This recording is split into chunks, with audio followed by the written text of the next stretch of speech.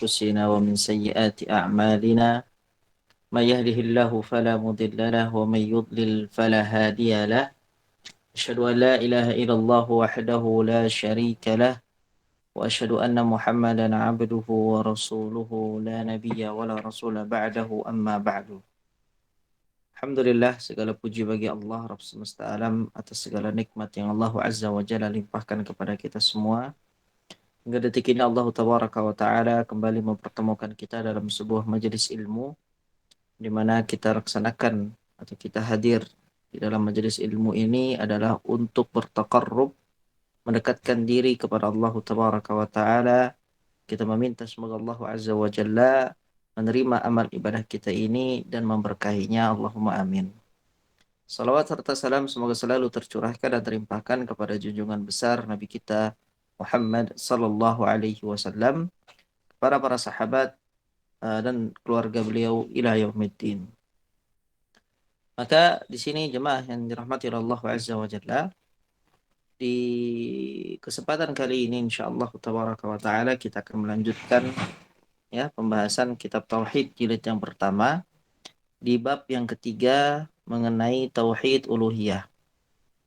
Kalau sebelumnya di pertemuan yang lalu kita sudah membahas tentang pasal yang pertama dan sebagian pasal yang kedua, di mana pasal yang pertama membahas tentang makna tauhid uluhiyah.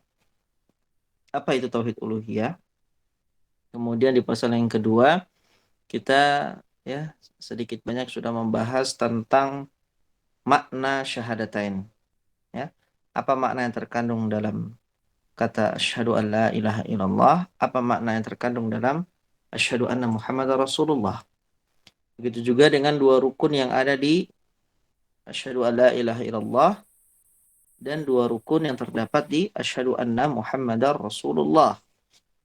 Kemudian kita juga sudah membahas alhamdulillah tentang syarat terdapat di dalam la ilaha illallah. Ada 7 syarat. Ada al-ilmu, al-yaqin, al-qabul, al-inqiyad, al-ikhlas, sidq dan mahabbah. Sedangkan pada syarat syahadat Muhammad Rasulullah ada 6 poin yang sudah kita bahas bersama di kesempatan yang lalu. Maka pada kesempatan kali ini insya Allah kita akan lanjutkan di poin yang keempat berkaitan dengan konsekuensi syahadatain. Jadi selain syahadatain itu memiliki makna, memiliki rukun, memiliki syarat, syahadat juga memiliki konsekuensi. Insya Allah akan kita bahas pada pertemuan kali ini. Baik, untuk yang membaca kita minta kepada Ibu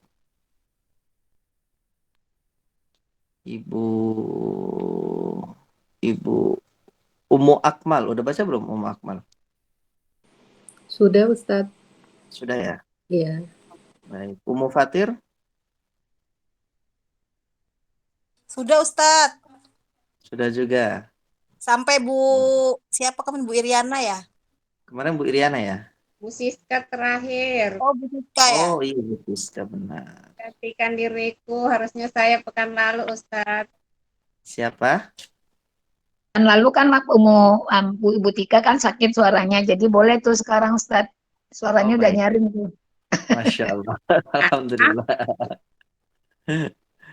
Silahkan Ibu Tika berarti ya. Nah, Ustadz. Bismillahirrahmanirrahim. Halaman 67. Keempat, konsekuensi syahadatain. Konsekuensi la ilaha illallah, yaitu meninggalkan ibadah kepada selain Allah Subhanahu wa Ta'ala dari segala macam yang dipertuhankan sebagai keharusan dari peniadaan la ilaha illallah, dan beribadah kepada Allah Subhanahu wa Ta'ala semata tanpa syirik sedikit pun sebagai keharusan dari penetapan illallah. Banyak orang yang mengikrarkan tetapi melanggar konsekuensinya, sehingga mereka menetapkan ketuhanan yang sudah dinafikan, baik berupa para makhluk, kuburan, pepohonan, bebatuan, serta para togut lainnya. Mereka berkeyakinan bahwa tauhid adalah bid'ah. Mereka menolak para dai yang mengajak kepada tauhid dan mencela orang yang beribadah hanya kepada Allah Subhanahu wa taala semata. B. Konsekuensi syahadat Muhammadur Rasulullah, yaitu menaatinya, membenarkannya, meninggalkan apa yang dilarangnya, mencukupkan diri dengan mengamalkan sunnahnya, dan meninggalkan yang lain dari hal-hal bid'ah dan muhdasat atau baru, serta mendahulukan sabdanya di atas segala pendapat orang. Kelima, Baik. yang Baik. Di membatalkan sini cukup ya. di dalam poin konsekuensi syahadatain, konsekuensi dibagi menjadi dua, yaitu konsekuensi persaksian la ilaha illallah dengan konsekuensi persaksian Muhammad Rasulullah. Di sini Asy-Syaikh Dr. Saleh Ibn Fauzan Al-Fauzan mengatakan, yaitu dengan meninggalkan ibadah kepada selain Allah Subhanahu wa taala dari segala macam yang dipertuhankan sebagai keharusan dari peniadaan la ilaha illallah. Jadi kalau ditanya apa konsekuensi dari la ilaha illallah, itu adalah meninggalkan kesyirikan. Ya, singkatnya seperti itu. Ini yang pertama. Yang kemudian yang kedua adalah dan beribadah kepada Allah Subhanahu wa taala semata tanpa syirik sedikit pun sebagai keharusan dari penetapan illallah.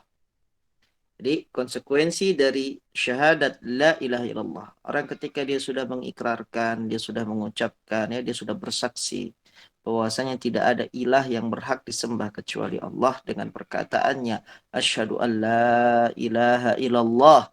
Berarti konsekuensinya dia harus siap untuk beribadah hanya kepada Allah dan meninggalkan segala macam bentuk peribadatan kepada selain Allah Subhanahu wa taala. Nah, inilah yang harus dipahami oleh setiap muslim. Banyak orang yang mengikrarkan tetapi melanggar konsekuensinya. Banyak yang dia mengucapkan asyhadu an la ilaha illallah tetapi di satu waktu yang sama dia melakukan kesyirikan kepada Allah Subhanahu wa taala dalam peribadatan yang dia lakukan. Ya. Bahkan lisannya ya rutin mengucapkan la ilaha illallah, la ilaha illallah, la ilaha illallah 100 kali, 200 kali, 1000 kali dalam sehari. Tetapi apa yang diamalkan, apa yang dilakukan, yang menyelisihi apa yang diucapkan. Lisannya mengucapkan la ilaha illallah, tetapi sujudnya kepada juga selain Allah. Ya, sujudnya juga kepada selain Allah. Rukunya juga kepada selain Allah. Ya, ridhonya juga kepada selain Allah. Cintanya juga kepada selain Allah. Takutnya dan lain sebagainya dari perihal ibadah-ibadah yang Allah Azza wa Jalla tidak ridhoi kita untuk kita serahkan ibadah itu kepada selain Allah Subhanahu wa Ta'ala. Sehingga mereka menetapkan ketuhanan yang sudah dinafikan. Padahal lisannya menafikan itu ya. La ilaha. Ya, tidak ada ilah yang berhak disembah. Illallah. Kecuali Allah. Dia sudah menafikan itu. Tetapi amal perbuatannya ya, melakukan hal tersebut. Baik berupa para makhluk, kuburan, pepohonan, bebatuan, serta para togut lainnya. Makna togut di sini adalah sesembahan selain Allah. Mereka berkeyakinan bahwa tauhid itu adalah bid'ah. Tauhid itu adalah ya, ajaran yang nyeleneh, ajaran yang sesat, ajaran yang diprovokasi dengan bahasa-bahasa yang tidak baik. Mereka sebut dengan ajaran Wahabi dan yang lain sebagainya ya. Itu kalau istilah-istilah yang terbaru ya. Orang yang mengajak kepada tauhid, orang yang mengajak kepada untuk mengesahkan Allah dalam segala peribadatan ya yang dilakukan oleh setiap muslim itu dicela dan diberi gelar yang buruk. Mereka menolak para dai yang mengajak kepada tauhid dan mencela orang yang beribadah hanya kepada Allah Subhanahu wa taala semata dengan celaan ya keras, gulu, radikal ya dan yang lain sebagainya. Baik, kemudian yang kedua, konsekuensi syahadat Muhammad Rasulullah. Ketika seseorang sudah mengucapkan asyhadu anna Muhammadar Rasulullah, saya bersaksi bahwasanya Muhammad adalah utusan Allah, maka konsekuensinya adalah dia menaati Nabi Muhammad sallallahu alaihi wasallam. Dia membenarkan setiap informasi yang dikabarkan oleh Nabi Muhammad sallallahu alaihi wasallam. Dia meninggalkan apa yang dilarang oleh Nabi Muhammad sallallahu alaihi wasallam. Dia mencukupkan diri dengan mengamalkan sunnah-sunnahnya Nabi sallallahu alaihi wasallam. Mencukupkan, ya. Jadi tidak mengada-ngada, ya. Tidak perlu untuk melakukan sesuatu yang tidak dilakukan oleh Nabi Muhammad sallallahu alaihi wasallam, dan dia meninggalkan yang lain dari hal-hal bid'ah dan muhdats. Hadits ini baru dalam perkara agama. Serta mendahulukan sabda Nabi di atas segala pendapat orang. Ya, ini kalau kita lihat poin-poinnya hampir sama dengan syarat syahadat Muhammad Rasulullah, ya, kurang lebih. Baik, silakan dibaca yang kelima, Ibu, yang membatalkan syahadatain. Yang membatalkan syahadatain, yaitu hal-hal yang membatalkan Islam. Karena dua kalimat syahadat itulah yang membuat seseorang masuk dalam Islam. Mengucapkan keduanya adalah pengakuan terhadap kandungannya dan konsisten mengamalkan konsekuensinya, berupa segala macam syiar-syiar Islam. Jika ia menyalahi ketentuan ini, berarti ia telah membatalkan perjanjian yang telah diikrarkannya ketika mengucapkan dua kalimat syahadat tersebut. Yang membatalkan Islam itu banyak sekali. Para fuqaha dalam kitab-kitab fikih telah menulis bab khusus yang diberi judul bab riddah atau kemurtadan. Dan yang terpenting adalah 10 hal, yaitu 1. Syirik dalam beribadah kepada Allah Subhanahu wa Ta'ala. Allah Subhanahu wa Ta'ala berfirman, sesungguhnya Allah tidak akan mengampuni dosa syirik dan Dia mengampuni segala dosa yang selain dari syirik itu bagi siapa yang dikehendakinya. An-Nisa ayat 48. Sesungguhnya orang yang mempersekutukan sesuatu dengan Allah, maka pasti Allah mengharamkan kepadanya surga, dan tempatnya ialah neraka. Tidaklah ada bagi orang-orang zalim itu seorang penolong pun. Al-Maidah 72. Termasuk di dalamnya, yaitu menyembeli karena selain Allah Subhanahu wa Ta'ala, misalnya untuk kuburan yang dikeramatkan atau untuk jin dan lain-lain. Kedua, orang yang menjadikan antara dia dan Allah Subhanahu wa Ta'ala perantara-perantara, ia berdoa kepada mereka, meminta syafaat kepada mereka, dan bertawakal kepada mereka. Orang seperti ini kafir secara ijma. 3. Orang yang tidak mau mengkafirkan orang-orang musyrik dan orang yang masih ragu terhadap kekufuran mereka atau membenarkan mazhab mereka, dia itu kafir. 4. Orang yang meyakini bahwa ada petunjuk yang lebih sempurna dari petunjuk Nabi Sallallahu Alaihi Wasallam atau hukum yang lain lebih baik dari hukum beliau, seperti orang-orang yang mengutamakan hukum para tagut di atas hukum Rasulullah Sallallahu Alaihi Wasallam, mengutamakan hukum atau perundang-undangan manusia di atas hukum Islam, maka dia kafir. 5. Siapa yang membenci sesuatu dari ajaran yang dibawa oleh Rasulullah Sallallahu Alaihi Wasallam, sekalipun ia juga mengamalkannya, maka dia kafir. 6. Siapa yang menghina sesuatu dari agama Rasulullah Sallallahu Alaihi Wasallam atau pahala maupun siksanya, maka ia kafir. Hal ini ditunjukkan oleh firman Allah Subhanahu wa Ta'ala. Katakanlah, apakah dengan Allah, ayat-ayatnya, dan rasul-rasulnya kamu selalu berolok-olok? Tidak usah kamu minta maaf karena kamu kafir sesudah beriman. At-Taubah 65-66. 7. Sihir. Di antaranya sarf dan Barangkali yang dimaksud adalah amalan yang bisa membuat suami benci kepada istrinya atau membuat wanita cinta kepadanya atau pelet. Barang siapa melakukan atau meridainya, maka ia kafir. Dalilnya adalah firman Allah Subhanahu wa taala, sedang keduanya tidak mengajarkan sesuatu kepada seorang pun sebelum mengatakan, sesungguhnya kami hanya cobaan bagimu, sebab itu janganlah kamu kafir. Al-Baqarah 102. 8. Mendukung kaum musyrikin dan menolong mereka dalam memusuhi umat Islam. Dalilnya adalah firman Allah Subhanahu wa taala, barang siapa di antara kamu mengambil mereka menjadi pemimpin, maka sesungguhnya orang itu termasuk golongan mereka. Sesungguhnya Allah tidak memberi petunjuk kepada orang-orang yang zalim. Al-Maidah 51. 9. Siapa yang meyakini bahwa sebagian manusia ada yang boleh keluar dari syariat Nabi Muhammad Sallallahu Alaihi Wasallam, seperti halnya Nabi Khidir alaihissalam boleh keluar dari syariat Nabi Musa alaihissalam, maka ia kafir. Sebagaimana yang diyakini oleh gulat sufiyah atau sufi yang berlebihan melampaui batas, bahwa mereka dapat mencapai suatu derajat atau tingkatan yang tidak membutuhkan untuk mengikuti ajaran Rasulullah Shallallahu Alaihi Wasallam. 10. Berpaling dari agama Allah Subhanahu wa taala, tidak mempelajarinya dan tidak pula mengamalkannya. Dalilnya adalah firman Allah Subhanahu wa taala, dan siapakah yang lebih zalim daripada orang yang telah diperingatkan dengan ayat-ayat Rabb-Nya, kemudian ia berpaling daripadanya.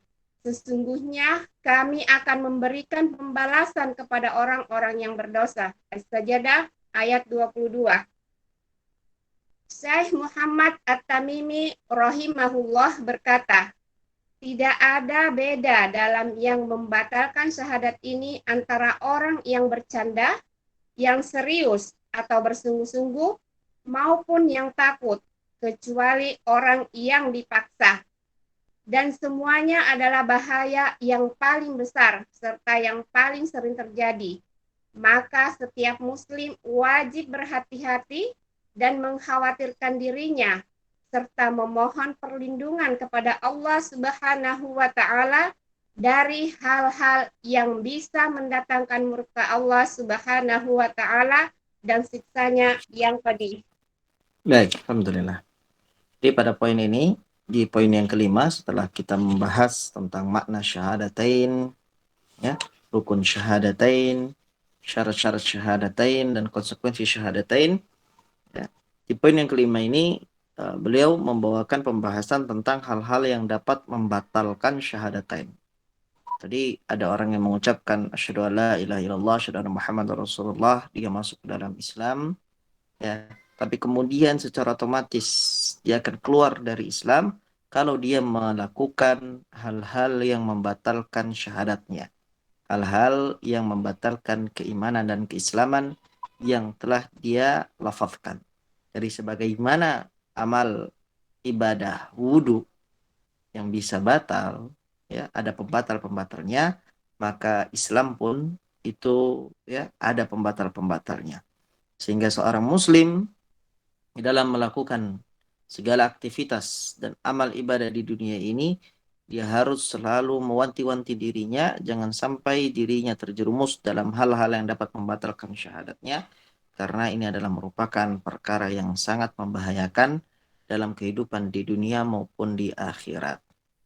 Baik, hal-hal yang membatalkan syahadatain yaitu hal-hal, ya, beliau katakan yaitu hal-hal yang membatalkan Islam.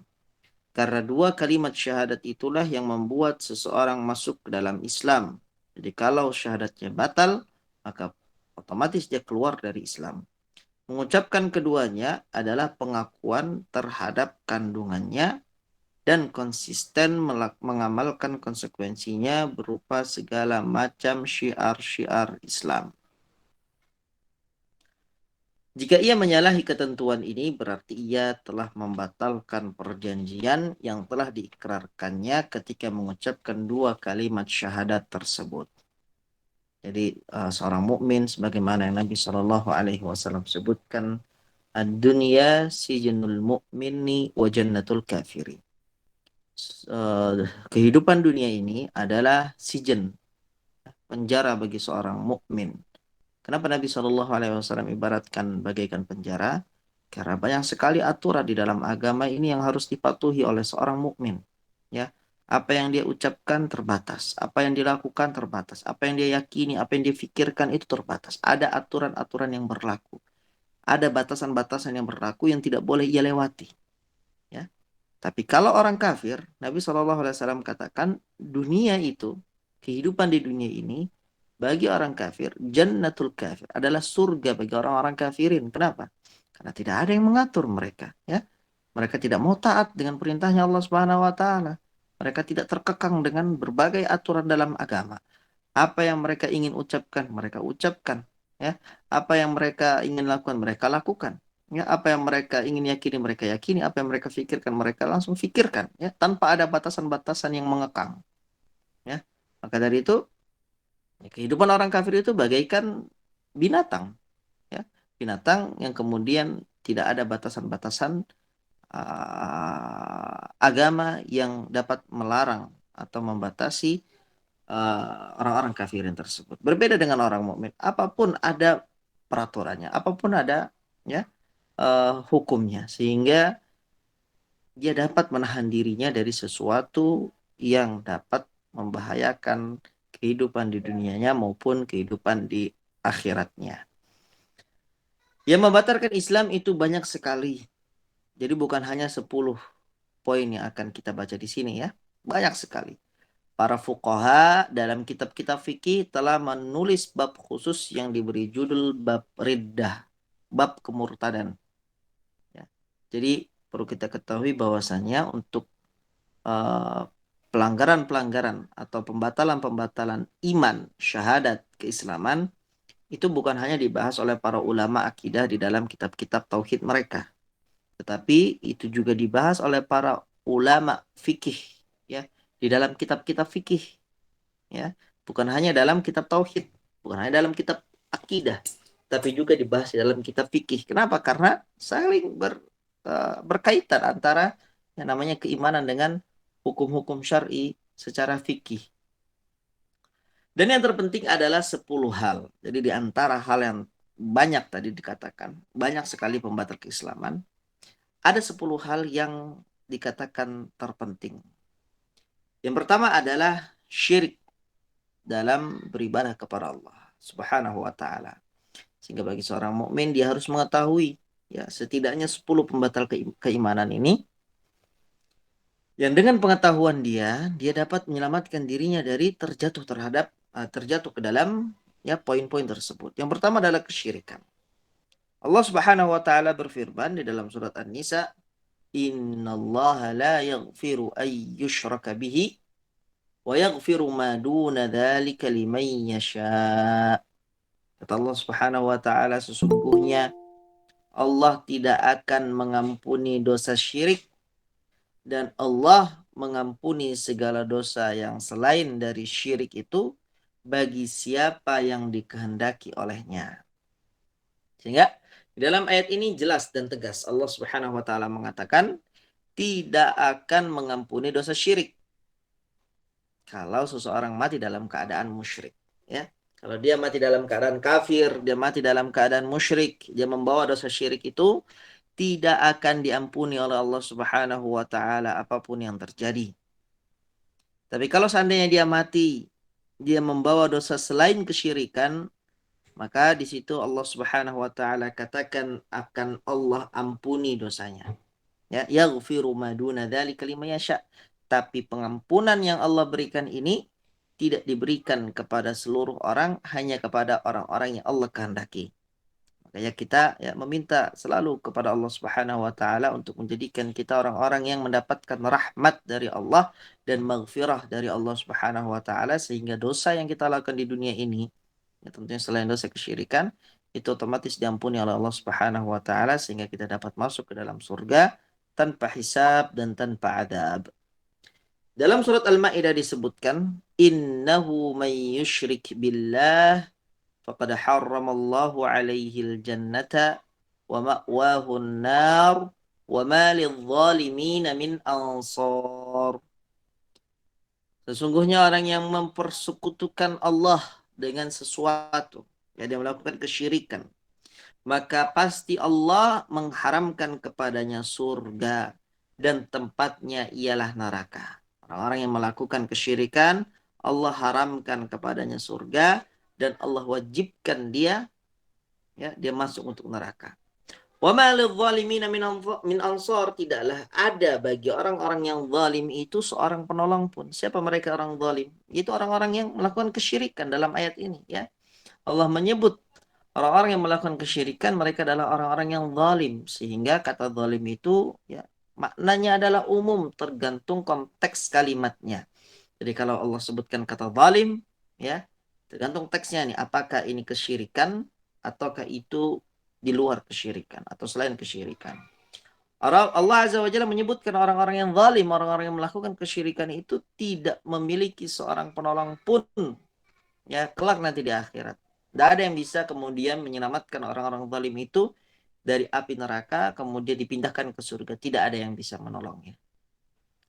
Termasuk di dalamnya, ya, di dalam kesyirikan itu adalah menyembelih karena selain Allah. Dia menyembelih kepada selain Allah. Misalnya untuk kuburan yang dikeramatkan atau untuk jin dan lain-lain. Ya, dia menyembelih, ya, banyak bahasa-bahasa yang kemudian dipelitirkan, dikatakan sedekah bumi atau, ya, bahasa-bahasa istilah-istilah yang hanya diketahui oleh orang-orang setempat, ya.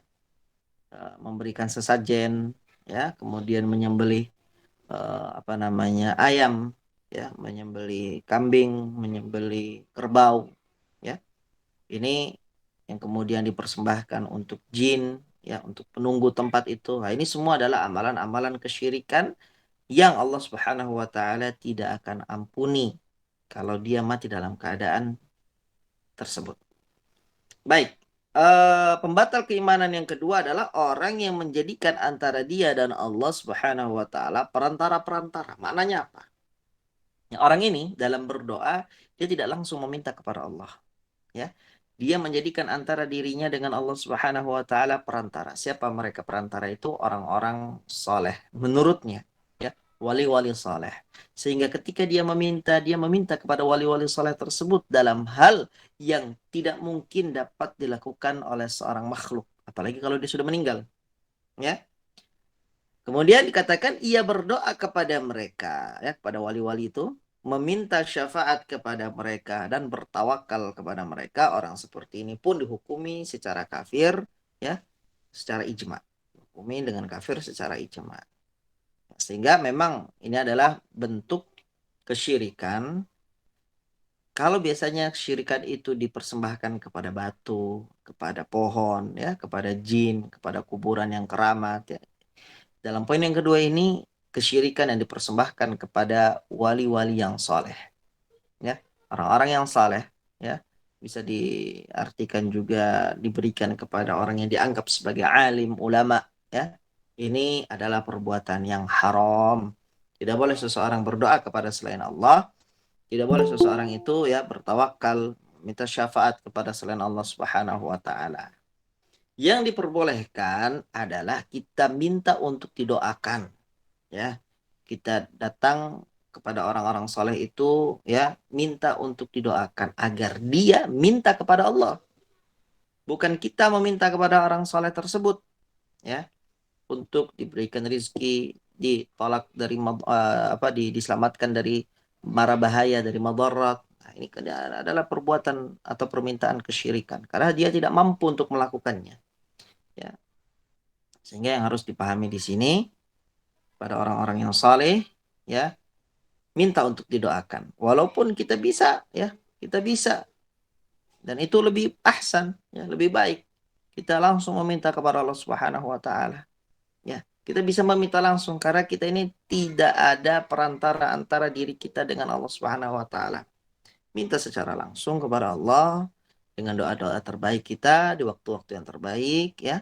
kemudian kita melakukan amalan soleh yang kemudian ditutup dengan doa permintaan kepada Allah agar Allah menerima amalan soleh tersebut dan Allah kabulkan hajat kita. Jadi pada hakikatnya seorang manusia itu tidak butuh orang lain dalam meminta kepada Allah. Kita masing-masing dari kita sudah punya koneksi khusus, ada jalur khusus, ya, akses khusus langsung kepada Allah Subhanahu wa taala. Tidak butuh akses-akses yang lainnya, ya. Baik, yang ketiga di antara pembatal keimanan adalah orang yang tidak mau mengkafirkan orang-orang musyrik dan orang yang masih ragu terhadap kekufuran mereka atau membenarkan madhab mereka, dia itu kafir. Konteks apa ini yang dipahami? Di sini di poin yang ketiga ini beliau membahas tentang bagaimana ya ada orang Islam yang membenarkan agama Nasrani misalnya. Atau ada orang Islam yang dia meragukan kekafiran orang Yahudi. Nah, semacam ini masuk di poin yang ketiga ini. Jadi kalau ada seandainya orang yang meragukan kekafiran orang Nasrani, padahal Nabi Shallallahu Alaihi Wasallam bersabda, "Ma yasma'u bi Yahudiyun wala Nasraniyun." Tidaklah ada seseorang pun dari Yahudi, dari Nasrani maupun agama-agama yang lain yang mendengar bahwasanya aku telah diutus, kata Nabi. Lalu kemudian dia tidak beriman kepadaku, kecuali dia pasti akan dimasukkan oleh Allah ke dalam neraka. Dia akan diharamkan atasnya surga. Ini kabar dari Nabi Shallallahu Alaihi Wasallam. Konsekuensi dari syahadat Muhammad Rasulullah adalah kita membenarkan apa yang Nabi informasikan kepada kita. Nabi informasikan kepada kita bahwa orang-orang Yahudi dan Nasrani itu tidak akan masuk ke dalam surga, ya, setelah Nabi Shallallahu Alaihi Wasallam diutus dan kabar itu telah sampai kepada mereka. Ya, tapi kalau kita kemudian mengatakan ya agama semuanya adalah sama, Islam sama dengan Yahudi, Yahudi sama dengan Nasrani, Nasrani sama dengan Islam, Islam sama dengan Majusi, ya. Kalau kita berpendapat seperti itu, ya, kita tidak melihat kekufuran yang ada pada dalam agama mereka, maka ini termasuk pembatal Islam yang ketiga. Ya. Baik. Jadi bukan hanya kita membenarkan, sekedar ragu saja atas kekafiran mereka, orang-orang Yahudi dan Nasrani tersebut, itu bisa membahayakan keimanan kita. Sehingga ya memang harus yakin, seyakin-yakinnya. Ya. Itu prinsip yang harus ada dalam setiap keimanan seorang mukmin. Yang benar itu adalah Islam, agama yang diterima Allah adalah Islam, inna dina indallahil Islam. Ini prinsip yang harus dipegang. Yang benar hanya Islam, yang lain salah. Mau dikatakan ini sebagai pemahaman yang radikal atau apapun, ini konsekuensi seseorang yang sudah menyebutkan asyhadu an la ilaha illallah wa asyhadu anna Muhammadar Rasulullah. Ya. Baik, yang keempat. Orang yang meyakini bahwa ada petunjuk yang lebih sempurna dari petunjuk Nabi Shallallahu Alaihi Wasallam atau hukum yang lain lebih baik dari hukum beliau, seperti orang-orang yang mengutamakan hukum para taghut di atas hukum Rasulullah Shallallahu Alaihi Wasallam, mengutamakan hukum atau perundang-undangan manusia di atas hukum Islam, maka dia telah kafir. Ya, kalau ada petunjuk. Misalnya, ada orang di zaman ini masih meyakini petunjuk yang ada di Injil, dia masih mengimani petunjuk yang ada di Injil, ya, dan dijadikan tandingan Al-Quran. Ini jelas adalah kekufuran. Ya, kalau ada orang yang masih ya menganggap dan masih meyakini petunjuk yang ada di dalam kitab Taurat, ya, dan disandingkan dengan Al-Quran, dijadikan rujukan hukum, maka ini adalah kekufuran yang jelas. Dan perlu diingat di sini, Injil dan Taurat itu ya adalah kitab samawi yang telah diturunkan oleh Allah Subhanahu wa taala, lalu kemudian dirubah oleh ahlul kitab sebagaimana yang Allah ceritakan di dalam Al-Quran. Kalau seandainya menyandingkan Al-Quran dengan Injil dan Taurat saja itu sudah merupakan amalan kekufuran, lalu bagaimana dengan hukum yang manusia buat sendiri lalu kita sandingkan dengan Al-Quran? Ini yang pertama. Yang kedua, lalu bagaimana jadinya dengan orang yang mengangkat hukum manusia dan membuang hukum Al-Quran. Tentu ini lebih berat hukumannya di sisi Allah Subhanahu wa Ta'ala. Jadi kita di dalam Islam, jamaah sekalian, diminta untuk masuk ke dalam Islam secara kafah. Makanya Allah sebutkan ya berulang-ulang di dalam Al-Quran, udkhulu fis silmi kafah. Ya, afwan dalam satu ayat ya. Allah sebutkan dalam satu ayat dalam Al-Quran, udkhulu fis silmi kafah. Ya ayyuhalladzina amanu udkhulu fis silmi kafah. Wahai orang-orang yang beriman, masuklah kalian ke dalam Islam secara kafah. Kafah itu adalah keseluruhan. Jadi ibarat kita masuk ke dalam suatu ruangan, jangan sampai setengah-setengah, ya. Kaki kanan kita sudah masuk, tapi badan kita masih di luar, ya. Atau kaki kanan kita sudah masuk, badan kita sudah masuk, tapi tangan kita masih di luar. Tidak, masuk secara keseluruhan. Ya. Kita masuk ke dalam Islam ini bukan hanya kita mengamalkan amalan Islam, ya, bukan hanya kita salat, bukan hanya kita zakat, bukan hanya kita sedekah, bukan hanya kita puasa, bukan hanya kita haji, tetapi dalam aturan pun, hukum pun kita hanya merujuk kepada Al-Quran dan apa yang Allah Azza wa Jalla turunkan dari syariat-syariat yang dibawa oleh Nabi kita Muhammad Sallallahu Alaihi Wasallam. Sehingga ya hanya menganggap ada aturan lain yang dibuat oleh manusia itu sederajat dengan Al-Quran, itu saya sudah merupakan pembatal keimanan. Apalagi kalau sampai ya mengangkat hukum tersebut di atas Al-Quran, bahkan membuang Al-Quran dan tidak memperdulikan hukum Al-Quran, ini jelas ya kekufurannya lebih dibandingkan dengan kriteria sebelumnya. Baik, yang kelima, siapa yang membenci sesuatu dari ajaran yang dibawa oleh Rasulullah Sallallahu Alaihi Wasallam, sekalipun ia juga mengamalkannya, maka ia kafir. Ada orang yang sholat tapi dia benci sholat. Benci ini kan di dalam hati, amalan hati. Kalau dia melakukan sholat, tapi dia membenci sholat, walaupun dia melakukan sholat, maka amalannya tidak akan diterima, dan dia kufur secara ijma.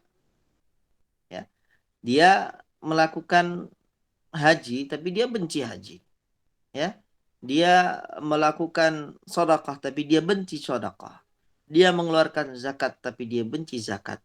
Dia melakukan puasa bulan Ramadan, tapi dia benci syariat puasa di bulan Ramadan, maka itu adalah bentuk yang dapat membatalkan syahadat seseorang. Sehingga ya kita ketika melakukan amal ibadah apapun, kita lakukannya secara totalitas. Bukan amal ibadah saja, bukan badan saja yang mengerjakan, tetapi hati juga harus ridho, ya. Hati juga harus mencintai, ikhlas, ya, untuk melakukan hal tersebut.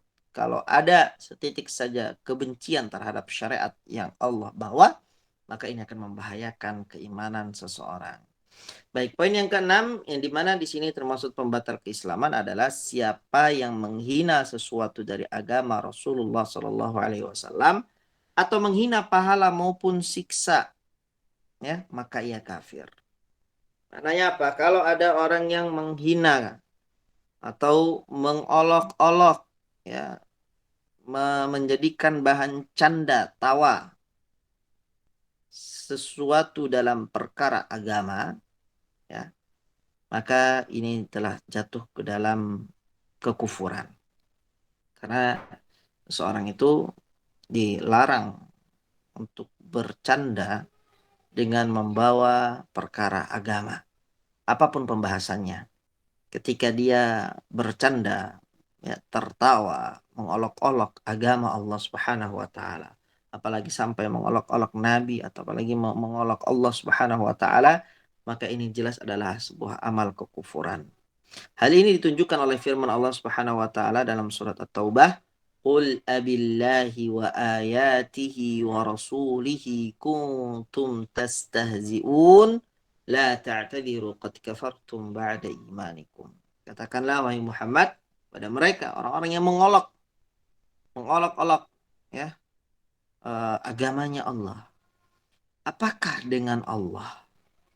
Apakah dengan ayat-ayatnya Allah? Apakah dengan Rasulnya? Ya, kuntum tastazi'un, kalian selalu mengolok-olok. Tidak usah lagi kalian minta maaf karena kalian telah kafir sesudah kalian beriman. Ya, ini jelas ayat yang sangat tegas sekali dalam surat At-Taubah yang menegur ya orang-orang yang suka mengolok-olok agama. Ya, makanya harus ada dalam diri seorang mukmin ketika agamanya diolok, ketika nabinya dihinakan, ya dibuat karikatur, dipermalukan, ya Al-Quran dihinakan, Allah Subhanahu wa taala direndahkan, maka ya seorang mukmin tuh harus ada minimal sekali ya pengingkaran yang keras di dalam hatinya. Tapi kalau hatinya tenang-tenang saja ya, nabinya dihina, agamanya dihina, Allahnya dihina ya, ini perlu dipertanyakan kembali keimanannya. Baik, kemudian yang ketujuh adalah sihir. Apapun amalan sihir itu, maka itu membatalkan keimanan. Apapun amalannya. Di sini disebutkan di antaranya adalah sarf dan ataf. Sarf dan ataf ini seperti pelet ya. Pelet ya. Ini kalau dalam ilmu dukun apa namanya? Ilmu kan ada ilmu hitam ya, ada ilmu hitam, ada ilmu putih. Nah, ini bilang ilmu putih katanya. Padahal sama saja, dua-duanya kekufuran. Ya, mau yang melet itu seorang ustadz, seorang kiai, ya, memakai sorban dan yang lain sebagainya, tetap ini amalan kekufuran yang harus dijauhi. Barang siapa yang melakukan atau meridoinya, gak usah sekedar melakukan deh, ridho saja dengan sihir, ya, ini bisa jatuh ke dalam kekufuran. Allah Subhanahu wa taala berfirman, "Wa ma yu'allimani min ahadin hatta yaqula innama nahnu fitnatun fala takfur." Sedangkan keduanya, Harut wa Marut ya, tidak mengajarkan sesuatu kepada seorang pun sebelum mengatakan sesungguhnya kami hanya cobaan bagimu, fitnah ya, cobaan, ujian, sebab itu janganlah kamu kafir. Kenapa? Karena amalan sihir itu adalah amalan kekufuran. Baik, yang delapan adalah mendukung kaum musyrikin dan menolong mereka dalam memusuhi umat Islam. Dalilnya adalah firman Allah Subhanahu wa taala, "Wa may yatawallahum minkum fa innahu minhum, innallaha la yahdil qaumadh dhalimin."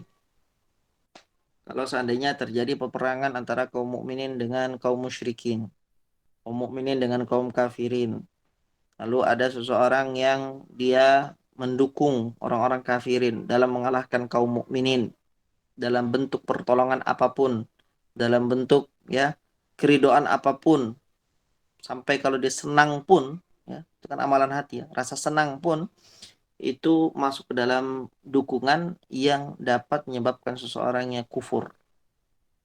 Ya, Allah Subhanahu wa taala berfirman, barang siapa di antara kalian yang mengambil mereka orang-orang kafirin, orang-orang musyrikin untuk menjadi pemimpin, menjadi teman, menjadi kawan, maka sesungguhnya orang itu termasuk golongan mereka, sesungguhnya Allah tidak memberi petunjuk kepada orang-orang yang zalim.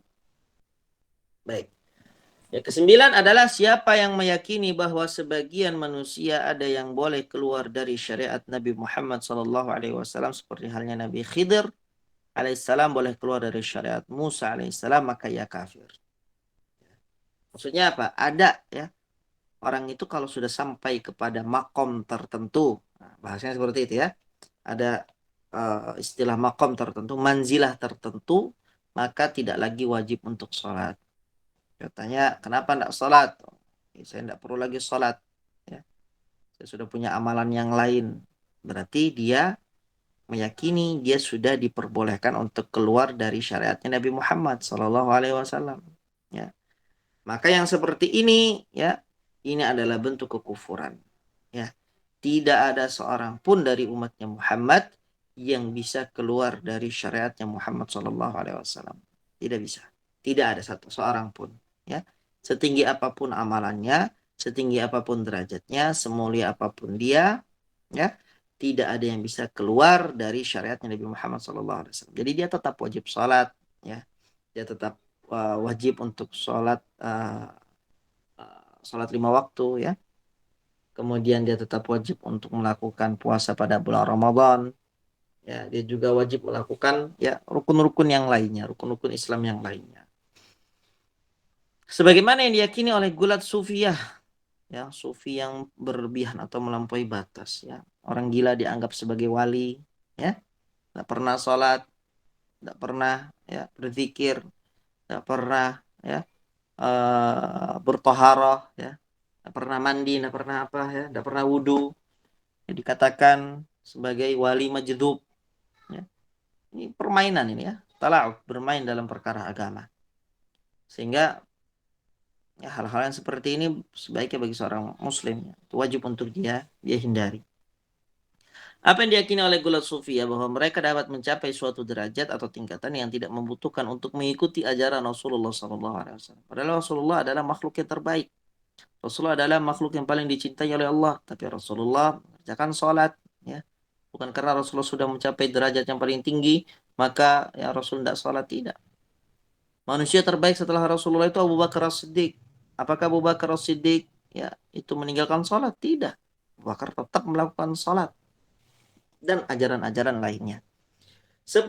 Berpaling dari agama Allah, tidak mempelajarinya dan tidak pula mengamalkannya. Ya. Ketika dia berpaling dari agama Allah, berpaling dari ilmu Allah, lalu kemudian dia terjatuh dalam poin-poin 9 tadi, ya, ini yang menjadi sumber kerusakannya adalah ketika dia berpaling. Dia terjatuh dalam kekufuran. Dalilnya adalah firman Allah Subhanahu wa taala, "Wa man adlamu mimma dzukira bi ayati rabbih tsumma a'rada 'anha inna minal mujrimina muntaqimun." Dan siapakah yang lebih zalim daripada orang yang telah diperingatkan dengan ayat-ayat Rabb-nya kemudian dia berpaling darinya. Sudah diperingatkan. Jangan lakukan, tetap dilakukan, ya. Sesungguhnya kami akan memberikan pembalasan kepada orang-orang yang berdosa. Syekh Muhammad At-Tamimi rahimahullah berkata, tidak ada beda dalam hal yang membatalkan syahadat ini antara orang yang bercanda dan yang serius. Ya. Maupun orang yang takut, kecuali orang yang dipaksa. Jadi kalau tadi misalnya dia bercanda, mengolok-olok Allah, mengolok-olok Nabi Muhammad. Ya. Ada yang melakukannya secara bercanda, ada yang mengatakan secara serius. Nah, dua orang ini tidak ada bedanya, sama saja. Keduanya terjatuh dalam kekufuran. Kecuali satu kondisi, ya, kalau dia terpaksa. Tapi ini benar-benar harus diperhatikan kembali. Ya. Paksa itu kan dalam kondisi misalnya terancam nyawanya, ya. Misalnya dia harus mengucapkan keimanan kepada Injil misalnya, sambil ditodong kepalanya dengan pistol misalnya, itu baru terpaksa, ya mukrah. Baik. Dan semuanya adalah bahaya yang paling besar serta yang paling sering terjadi. Maka setiap muslim wajib berhati-hati dan mengkhawatirkan dirinya serta mohon perlindungan kepada Allah Subhanahu wa taala dari hal-hal yang bisa mendatangkan murka Allah Subhanahu wa taala dan siksanya yang pedih. Baik. Silakan berikutnya pasal yang ketiga ya adalah poin tentang tasyri'. Pasal 3 yaitu tasyri'. Tasyri' Ustadz, adalah tanya dulu dong Ustadz, Mama belum lupa. Baik, silakan.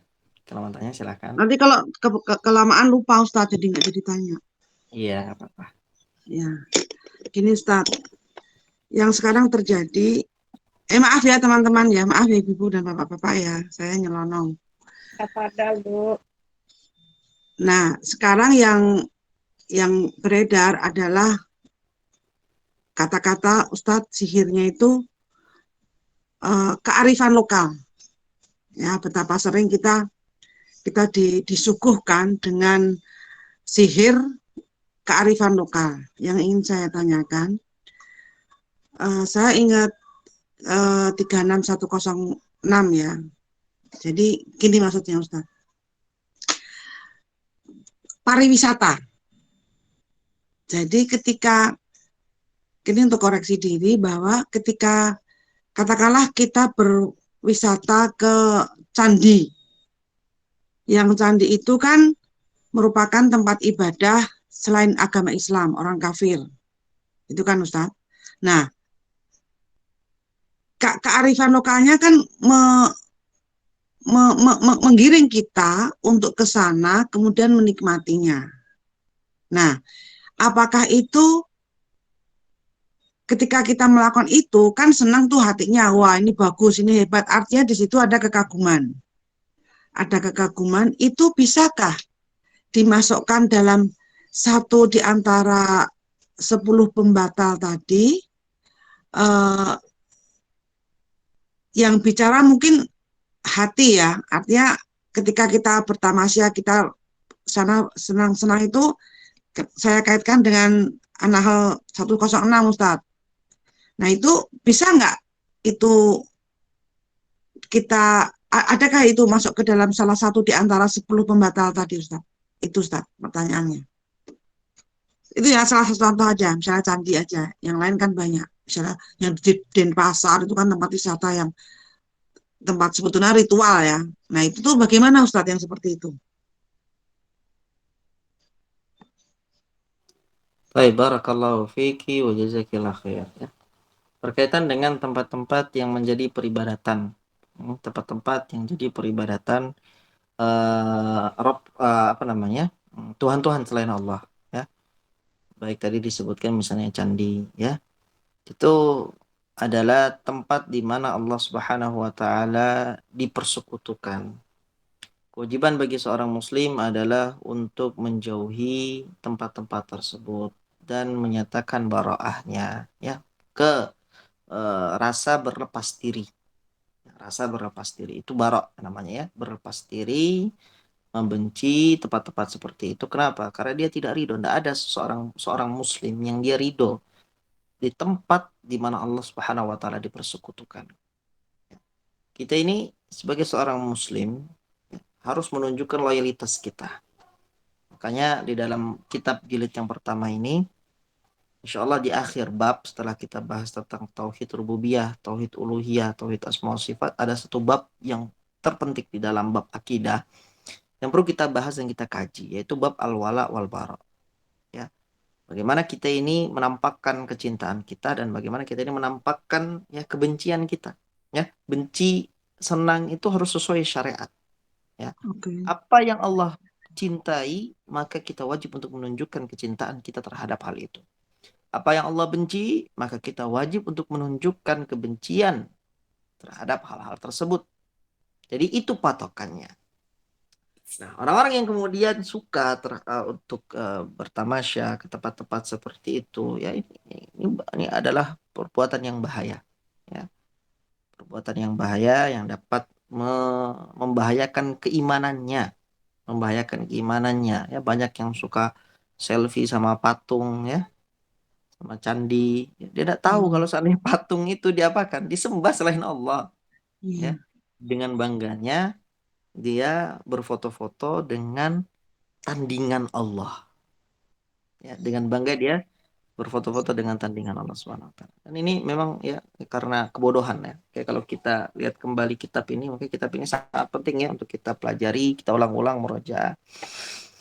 Di pembahasan awal, kalau jamaah masih ingat, ya kita pernah membahas tentang penyebab seseorang itu menyimpang dari akidah as-sahihah. Di antaranya adalah ta'assub fanatik. Begitu juga di antaranya adalah karena taklid buta. Ta'assub fanatik itu bukan hanya kepada kelompok, ya. Misal ada orang yang punya kelompok tertentu, lalu dia fanatik kepada kelompok itu. Itu juga, tapi ada juga yang lain. Di antaranya adalah fanatik kepada keluarga, fanatik kepada nenek moyang, fanatik kepada ya adat istiadat, budaya. Ini bukan sesuatu yang baru terjadi di 2022, tidak. Ini sudah lama terjadi dan itu dilakukan oleh orang-orang kafir Quraisy dan Allah bantah perkataan mereka di dalam Al-Qur'an. Ya, Al-Quran ini, jamaah sekalian ya, ini kita baca. Kita ikuti ini, di depan mata kita ini sudah jelas nih. Ini Al-Quran mengatakan, ya. Kemudian ini adat istiadat berkata. Ya. Dalam surah Al-Baqarah ayat yang ke-170, Allah berfirman, وَإِذَا قِيلَ لَهُمُ اتَّبِعُوا مَا أَنزَلَ اللَّهُ قَالُوا بَلْ نَتَّبِعُ مَا أَلْفَيْنَا عَلَيْهِ آبَاءَنَا أَوَلَوْ كَانَ آبَاؤُهُمْ لَا يَعْقِلُونَ شَيْئًا وَلَا يَهْتَدُونَ. Allah berfirman, dan apabila dikatakan kepada mereka, orang-orang musyrikin itu, ikutilah apa yang telah Allah turunkan. Mereka menjawab apa? Tidak. Tapi kami hanya akan mengikuti apa yang telah kami dapati dari nenek moyang kami. Apa itu yang didapati, yang diwariskan? Budaya. Ya, adat istiadat yang menyelisihi apa yang Allah Subhanahu wa taala perintahkan. Jadi kalau Allah sudah memerintahkan suatu hal, lalu kemudian ada adat istiadat, budaya, tradisi ya, yang diwariskan itu menyelisihi, wajib untuk ditinggalkan tradisi budaya tersebut dan tunduk taat kepada apa yang Allah turunkan dalam Al-Quran. Ya, itu yang mereka jadikan hujah. Ini kan tradisi, ini budaya, ya. Ini yang kita dapati dari nenek moyang kita. Ini yang kita dapati dari orang tua sebelumnya. Ya. Awalau kana aba'uhum la ya'qiluna syai'aw wa la yahtadun. Sampai-sampai Allah bahasakan, apakah kalian akan tetap mengikuti bapak moyang kalian atau nenek moyang kalian? Sekalipun nenek moyang kalian itu nggak tahu apa-apa. Tidak tahu apa-apa. Dan mereka tidak mendapatkan petunjuk. Apa akan tetap untuk diikuti? Apa kalian akan tetap keras kepala untuk mengikuti adat istiadat walaupun nenek moyang kalian tidak tahu apa-apa?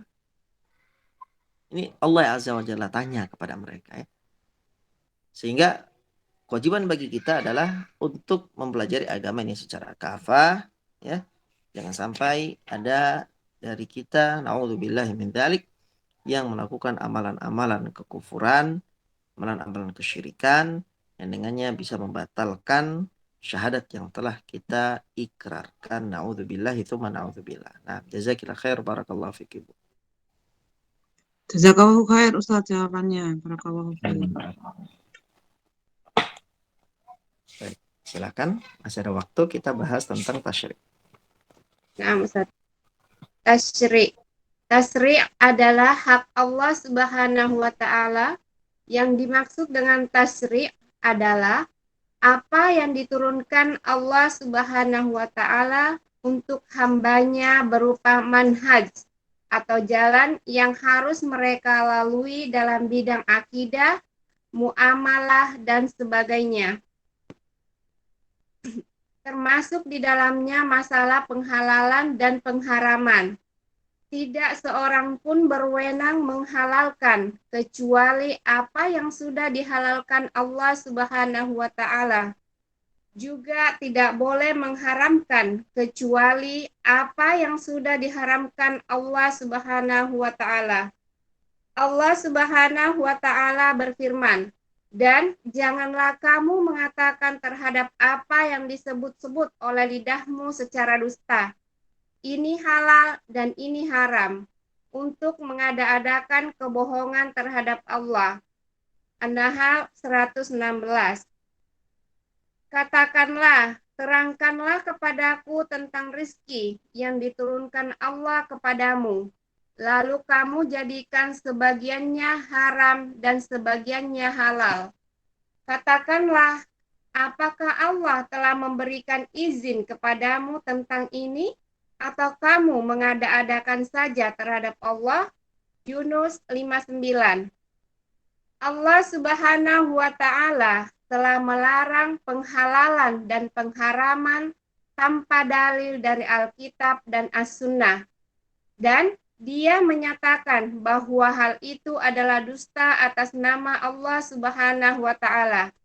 Sebagaimana Dia telah memberitahukan bahwa siapa yang mewajibkan atau mengharamkan sesuatu tanpa dalil, maka ia telah menjadikan dirinya sebagai sekutu Allah Subhanahu wa Ta'ala dalam hal tasyrik. Allah Subhanahu wa Ta'ala berfirman, apakah mereka mempunyai sembahan-sembahan selain Allah yang mensyariatkan untuk mereka agama yang tidak diizinkan Allah? Asy-Syura 21. Siapa yang menaati musyarri' yang membuat syariat selain Allah Subhanahu wa Ta'ala, maka ia telah menyekutukan Allah Subhanahu wa Ta'ala. Allah berfirman, dan jika kamu menuruti mereka, sesungguhnya kamu tentulah menjadi orang-orang yang musyrik. Al-An'am 121. Maksudnya adalah orang-orang yang menghalalkan bangkai-bangkai yang sudah diharamkan Allah Subhanahu wa Ta'ala, maka siapa yang menaati mereka, maka dia adalah musyrik. Sebagaimana Allah Subhanahu wa Ta'ala memberitahukan bahwa siapa yang menaati para ulama dan rahib-rahib dalam hal menghalalkan apa yang diharamkan Allah Subhanahu wa Ta'ala dan mengharamkan apa yang dihalalkan Allah Subhanahu wa Ta'ala, maka ia telah menjadikan mereka sebagai Tuhan-Tuhan selain Allah Subhanahu wa taala.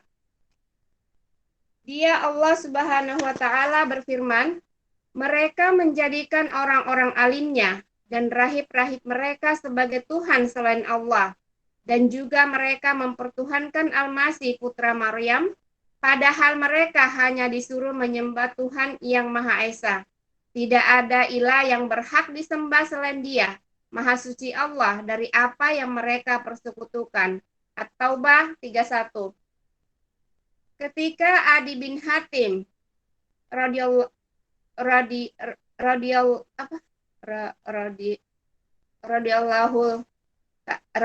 taala Radhiyallahu anhu. Radhiyallahu anhu. ia berkata, "Ya Rasulullah, sesungguhnya kami tidak menyembah mereka."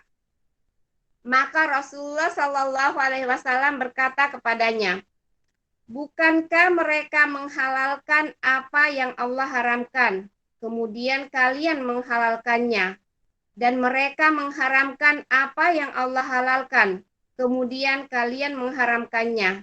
Ia menjawab, ya benar.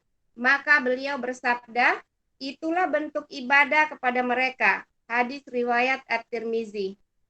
Syekh Abdurrahman bin Hasan rahimahullah berkata, di dalam hadis tersebut terdapat dalil bahwa menaati ulama dan pendeta dalam hal maksiat kepada Allah Subhanahu wa taala berarti beribadah kepada mereka dari selain Allah Subhanahu wa taala, dan termasuk syirik akbar yang tidak diampuni oleh Allah Subhanahu wa taala. Karena akhir ayat tersebut berbunyi, artinya, padahal mereka hanya disuruh menyembah Rabb yang Maha Esa. Tidak ada ilah yang berhak disembah selain Dia. Maha suci Allah dari apa yang mereka persekutukan. At-Taubah 31. Senada dengan itu adalah firman Allah Subhanahu wa taala, dan janganlah kamu memakan binatang-binatang yang tidak disebut nama Allah ketika menyembelihnya. Sesungguhnya perbuatan yang semacam itu adalah suatu kefasikan. Sesungguhnya setan itu membisikkan kepada kawan-kawannya agar mereka membantah kamu. Dan jika kamu menuruti mereka, sesungguhnya kamu tentulah menjadi orang-orang yang musyrik. Al-An'am ayat 121. Hal ini banyak menimpa orang-orang yang bertaklid kepada ulama mereka, karena mereka tidak melihat dalil lagi. Meskipun ulama yang diikutinya itu telah menyalahi dalil, dan ia termasuk jenis syirik ini.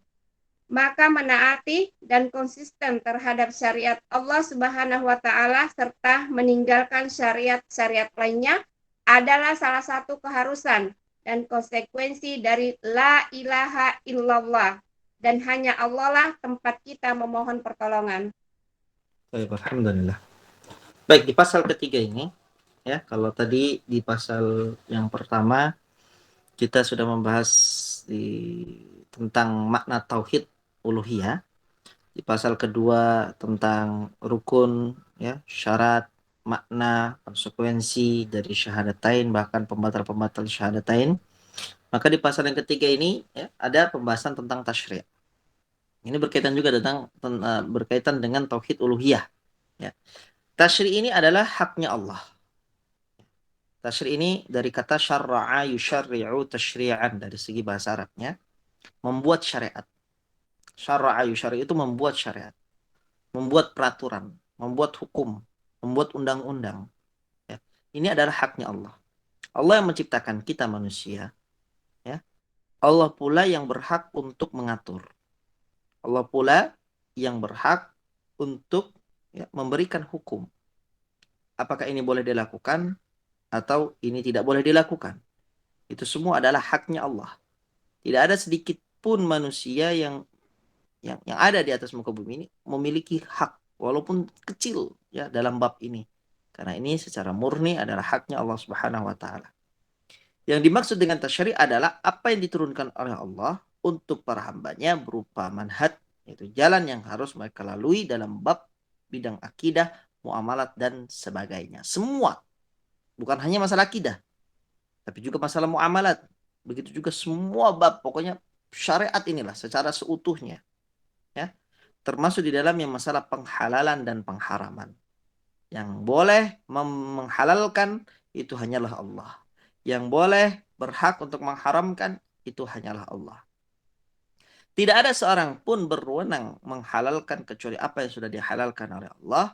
Juga tidak boleh mengharamkan kecuali apa yang sudah diharamkan oleh Allah Subhanahu wa taala. Allah berfirman, "Wala taqulu lima tasifu alsinatukumul kadhiba hadza halal wa hadza haram. Litaftaru 'ala Allahil kadhib."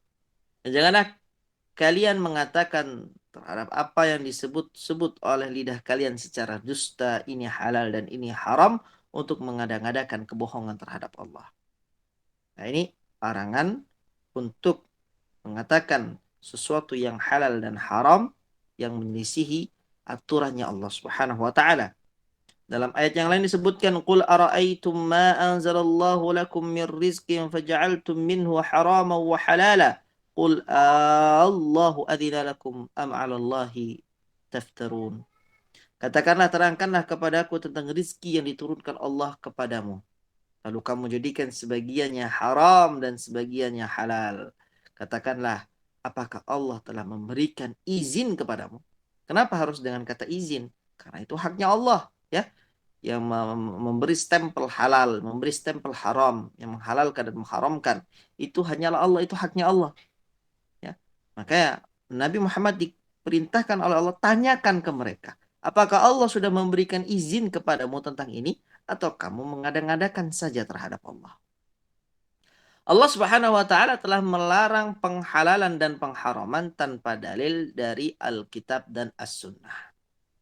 Dan Allah menyatakan bahwa hal itu adalah dusta atas nama Allah Subhanahu wa taala. Sebagaimana ya Allah telah memberitahukan bahwa siapa yang mewajibkan atau mengharamkan sesuatu tanpa dalil, maka ia telah menjadikan dirinya sebagai sekutu Allah dalam hal tasyri', dalam membuat hukum. Ya. Allah Subhanahu wa taala berfirman, "Am lahum syuraka'u syara'u lahum minad dini ma lam ya'dzam bihillah." Apakah mereka mempunyai sembahan-sembahan selain Allah yang mensyariatkan untuk mereka agama yang tidak diizinkan oleh Allah? Ya. Sehingga siapa yang menaati musyarri', yaitu pembuat syariat, pembuat aturan selain Allah Subhanahu wa taala, maka ia telah menyekutukan Allah Subhanahu wa taala. Ini ya. Wa in ata'tumuhum innakum lamusyrikun. Kata Allah Subhanahu wa taala dalam surat Al-An'am, ya. Sehingga kalau seandainya ada orang yang mentaati pembuat syariat selain Allah Subhanahu wa taala, maka itulah bentuk peribadatan orang tersebut kepada orang-orang itu. Maksudnya dari ayat ini, wa in ata'tumuhum innakum lamusyrikun, adalah orang-orang yang menghalalkan bangkai yang sudah diharamkan oleh Allah. Ya. Bangkai itu Allah sudah haramkan. Tapi ada orang yang mengatakan itu halal. Ya. Allah mengatakan kalau kamu ikuti mereka, kalau kamu ya menghalalkan sebagaimana mereka menghalalkan bangkai, innakum la musyrikun, maka niscaya kalian benar-benar adalah orang yang musyrik. Musyrik dalam apa? Musyrik dalam ketaatan. Ya, Allah mengatakan haram. Ya. Ada orang-orang dari kalangan musyrikin yang mengatakan halal. Lalu kamu mengikuti mereka mengatakan halal, berarti kamu telah menyekutukanku ya, dengan mereka dalam bab tasyri'. Sebagaimana Allah Subhanahu wa taala memberitahukan bahwa siapa yang menaati para ulama dan rahib-rahib dalam hal menghalalkan dan apa yang diharamkan Allah Subhanahu wa taala dan mengharamkan apa yang dihalalkan Allah, maka ia telah menjadikan mereka sebagai tuhan-tuhan selain Allah Subhanahu wa taala. Dalam surat At-Taubah Allah berfirman, ittakhadhu ahbarahum wa ruhbanahum arbaban min dunillah wal masih ibn Maryam wa ma umiru illa liya'budu ilaha wahida la ilaha illahu subhanahu amma yusyrikun. Ketika ayat ini turun, ya, nanti akan ada seorang sahabat, ya, Adi bin Hatim berkata, dengan perkataan yang akan nanti kita bacakan. Ayat ini berbicara, Allah berfirman, mereka, ya, orang-orang ahli kitab itu, menjadikan para alim dan rahib mereka sebagai Tuhan selain Allah. Ya. Orang-orang ahli kitab Yahudi, Nasrani itu menjadikan pendeta-pendeta mereka, rahib-rahib mereka sebagai sesembahan selain Allah. Nah, makanya Adi bin Hatim ketika mendengar ayat ini, ia berkata, ya Rasulullah, sesungguhnya kami tidak menyembah mereka. Ya, dinafikan oleh siapa? Oleh Adi bin Hatim. Baik, mari kita lanjut ya. Wal Masih bin Maryam. Begitu juga mereka ahli kitab menjadikan Al-Masih putra Maryam sebagai tandingan Tuhan selain Allah. Wa ma umiru, tidaklah mereka diperintahkan illa kecuali liya'budu ilaha wahidah, hanya untuk menyembah Tuhan yang satu. La ilaha illahu, tidak ada ilah yang berhak disembah kecuali Allah. Subhanahu amma yusyrikun, maha suci Allah dari apa yang telah mereka persekutukan. Adi bin Hatim ketika mendengar ayat ini dia berkata, ya Rasulullah, sesungguhnya kami tidak menyembah mereka. Kami nggak pernah sujud kepada, ya ini beliau menceritakan tentang kondisi dahulu ketika beliau masih dalam keadaan kafir. Dulu kami tidak pernah sujud kepada para pendeta, nggak pernah ruku kepada para pendeta, ya. Maka Rasulullah Shallallahu Alaihi Wasallam berkata kepadanya dalam sebuah hadis yang diriwayatkan oleh Imam At-Tirmidzi, Alaysu yuhilluna ma harramallah fatuhillunah wa yuharrimuna ma ahallallah fatuharrimunah. Qala bala. Qala fatilka ibadatuhum. Nabi bertanya kepada Adi bin Hatim, bukankah mereka menghalalkan, ini orang Yahudi dan Nasrani, mereka menghalalkan apa yang Allah haramkan. Ini maksudnya pendeta-pendetanya ya, para rahibnya. Bukankah para pendeta dan para rahib tersebut menghalalkan apa yang Allah haramkan, kemudian kalian ikut menghalalkannya? Karena pendeta mengatakan halal, padahal Allah mengatakan haram. Tapi kalian pengikutnya tetap mengikuti apa yang dikatakan oleh pendeta. Dan bukankah mereka mengharamkan apa yang Allah halalkan, kemudian kalian ikut mengharamkannya? Ia menjawab, iya benar. Maka beliau bersabda, itulah bentuk ibadah kepada mereka. Jadi di sini dari hadis ini kita bisa mengambil suatu kesimpulan yang namanya ibadah itu tidak mesti selalu dalam bentuk sujud. Namanya ibadah tidak selalu dalam bentuk ruku, dalam bentuk berdoa, meminta, tidak. Ada bentuk peribadatan yang lain, yaitu peribadatan ketaatan. Ya, ketaatan.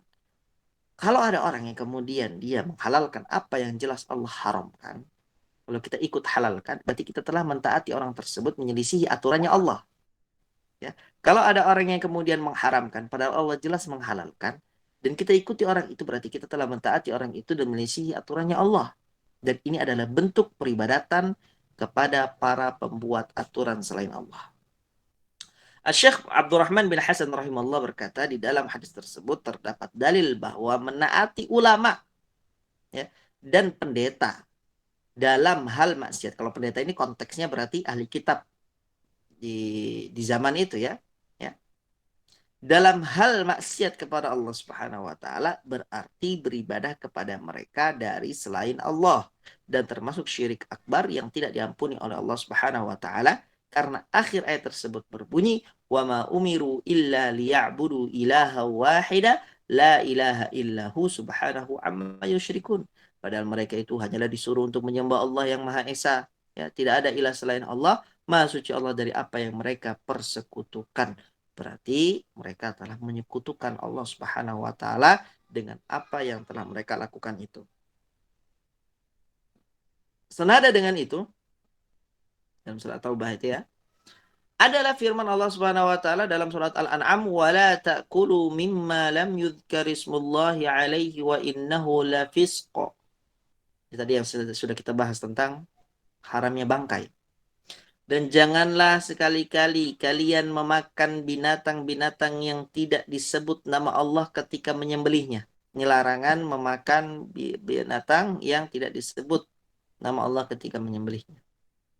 Wa innahu lafisq, sesungguhnya perbuatan yang semacam itu adalah suatu kefasikan, kata Allah. Haram.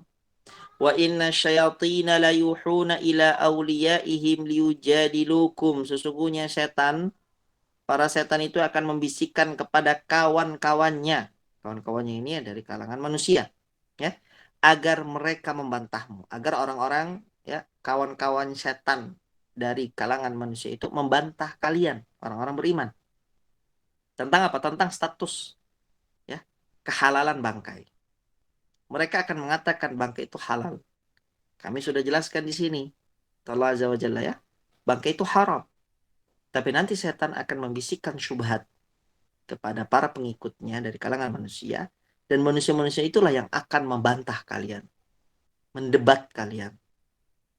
Atas, ya, kehalalan dari bangkai. Wa in ata'tumuhum, tapi ingat, kalau kalian mengikuti mereka, ya, mengikuti mereka, menaati mereka dalam hal itu. Mereka bilang halal, kalian ikuti halal, ya. Innakum la musyrikun, kata Allah, sesungguhnya kamu tentulah menjadi orang-orang yang musyrik. Baik. Beliau katakan hal ini banyak menimpa orang-orang yang bertaklid kepada para ulama mereka, ya. Karena mereka tidak lagi melihat dalil, meskipun ulama yang diikutinya itu telah menyalahi dalil, dan ini termasuk jenis syirik, ya. Maka menaati dan konsisten terhadap syariat Allah, menaati dan konsisten terhadap syariat Allah setelah meninggalkan syariat-syariat lainnya adalah salah satu keharusan dan konsekuensi dari la ilaha illallah, dan hanya Allah lah tempat kita memohon pertolongan. Baik, itu kurang lebih yang menjadi pembahasan kita pada kesempatan kali ini. Insyaallah tabaraka wa ta'ala pada kesempatan yang akan datang kita akan masuk ke pasal yang keempat berkaitan dengan ibadah, ya. Pengertiannya, macam-macamnya, cakupannya. Begitu juga pemahaman-pemahaman yang salah tentang pembatasan ibadah yang ada di pasal kelima dan di pasal keenam tentang pilar-pilar ubudiyah, ya. Pasal yang ketujuh syarat diterimanya ibadah, sampai pasal ke-8 yaitu tingkatan agama. Dengannya maka kita akan menyelesaikan pembahasan tentang tauhid uluhiyah biidznillah azza wa jalla. Baik, mungkin itu saja yang dapat saya sampaikan pada kesempatan kali ini. Kalau ada yang ingin ditanyakan, silahkan sebelum kita tutup nanti. Barakallahu fiikum. Baik, alhamdulillah Ustaz, karena qadarullah caranya diundur, jadi nanti malam Diana bisa lanjutkan kembali. Baik, alhamdulillah. Baik. Jazakallahu khairan barakallahu fiik atas ilmu yang telah disampaikan oleh Ustaz Abu Ayyub Hafizahullah Ta'ala. Semoga menjadi ilmu yang bermanfaat bagi kita semua, dapat dipahami, diamalkan, serta didakwahkan. Amin ya rabbal alamin. Baik, selanjutnya kita berlanjut ke sesi tanya jawab bagi jamaah yang ingin bertanya, dipersilakan.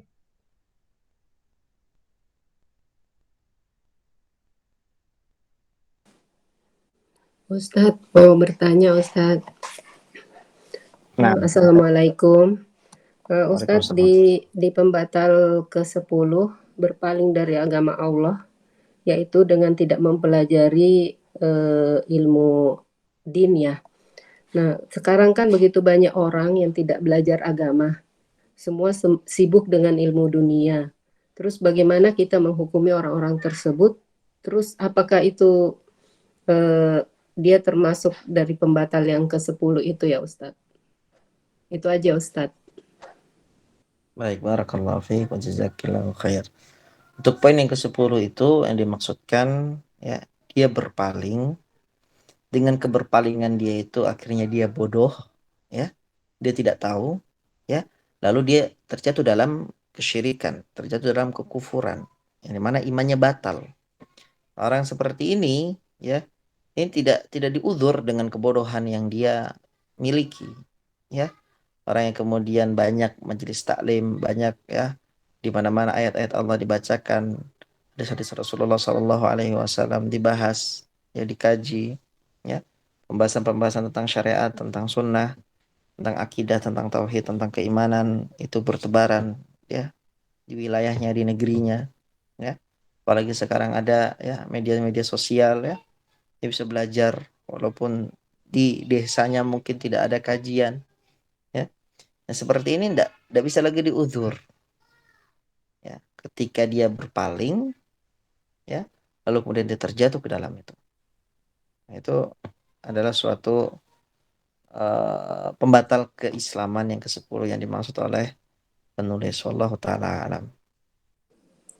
Jadi ngeri sekali ya Ustadz sekarang kalau misalnya anak-anak kita yang tidak, sekarang kan sudah tidak ada kajian-kajian offline ya. Ketika mereka tidak mengikuti yang itu, ngeri sekali, bisa bisa jadi mereka termasuk pembatal yang ke-10 ya Ustadz ya. Iya, bahaya. Makanya setiap pembatal ini kan dikatakan di akhir pembahasan ini adalah pembatal yang sering gitu kan, yang sering dan paling bahaya. Makanya beliau masukkan 10 pembatal itu. Ya, padahal dianggap sepele ya, anak-anak sibuk belajar ilmu dunia, Benar. melupakan ilmu din yang gampang sekali sebenarnya mengaksesnya gitu. Ya. Astagfirullah. Ya udah Ustaz, jazakallah khair. Barakallahu fiik wa ahsanallahu ilaik. Jazakumullah khairan wa barakallahu fikum atas pertanyaan dari jamaah dan juga jawaban serta penjelasan dari Ustaz Abu Ayyub. Ayyub, selanjutnya jika ada yang ingin bertanya kembali, silakan.